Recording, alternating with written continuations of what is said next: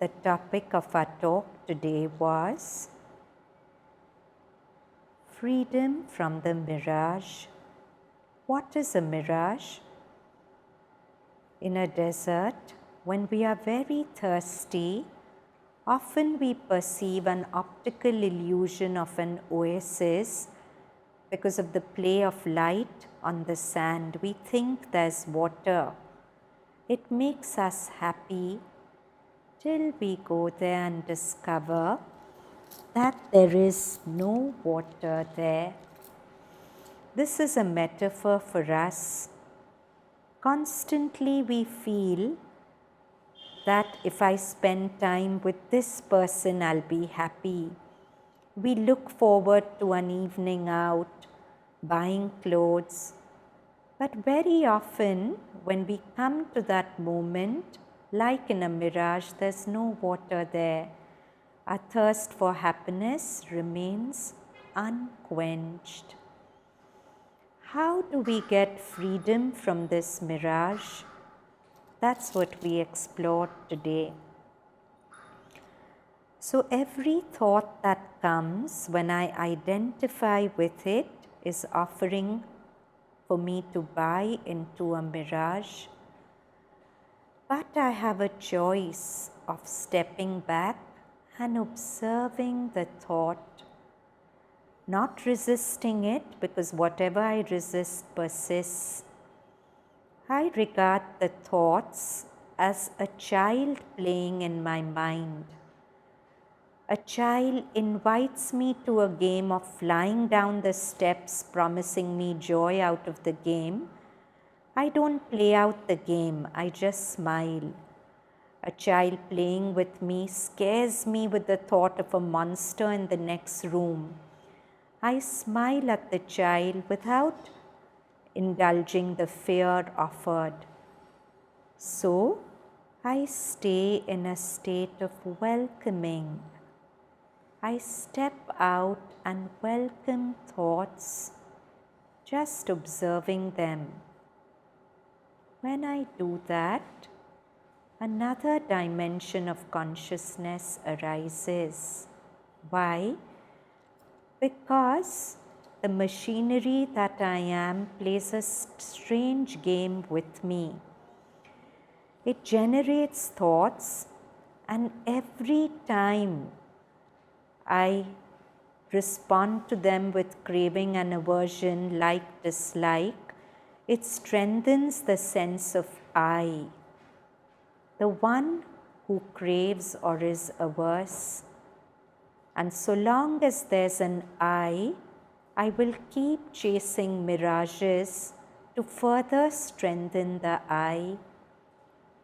But to any thought that comes, if I don't react with like or dislike, if I accept that real surrender to the mother is not surrender to my mental notion of her. The mother is generating myself every moment and giving it as a gift to me. When I reject what arises in me, then I'm really in a state of non-surrender to the mother, actually. So if I surrender to what is, if I say an open-hearted yes to the arising of every emotion, every thought, without indulging it, without suppressing it, that is true surrender. So a thought comes, I'm not loved. I don't indulge that thought. I don't suppress it. I don't endorse the content of the thought. I don't say yes to the story in the thought. I simply say yes to its arising. Just the way I'm not saying yes to the propositions of the game that the child offers me, but I say yes to the play of the child. So I say a yes to every thought, every emotion that arises, and pay complete attention to it. When I pay that kind of attention, I'll see that every emotion has a physical counterpart in the body. Usually I'm so controlled by the emotion that I don't pay attention to the body. But when I'm not controlled by it, I start looking into my body. I'll feel an emotion. Suppose the anger is a burning in my belly. I'll resist the temptation to even label it as burning. I pay attention with a first-timer's attention, not with the jaded, been there, done that. The moment I label something, I feel I know it and I lose interest in it. But when I stay with the unknown, I'm curious, I'm attentive. I'm waiting without the agitation of waiting. And in that waiting, all the beauty of life unfolds. There is no one who thinks, but thinking happens. In that state, all the solutions come. When there's a problem, if I react at a mental level, I won't see the solution, because the problem is never the lack of a solution, it's the lack of an idea. But when I'm open and attentive, from the higher intelligence, the action comes. The right idea comes. And the problem is resolved.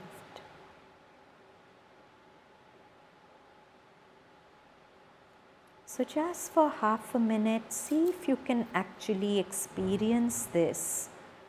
Watch your mindscape, the different topographies that arise and pass away in your mind as thoughts and emotions.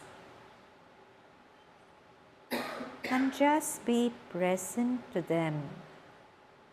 Catch the resistance to some thoughts or the attachment to some thoughts. I want to think more of this. I don't want to think that.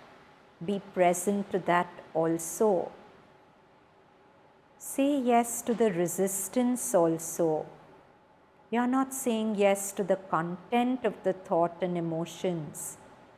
You're just saying an open-hearted yes to their arisings.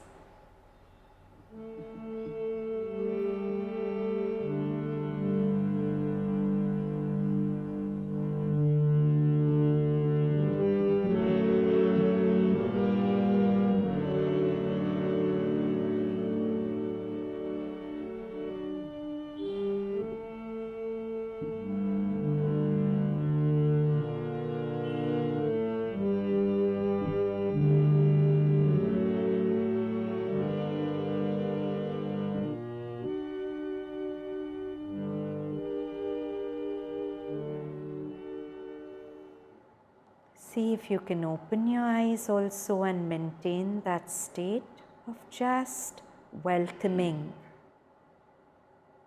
And fold your hands together in a namaste at the heart. Let's conclude with 3 Oms.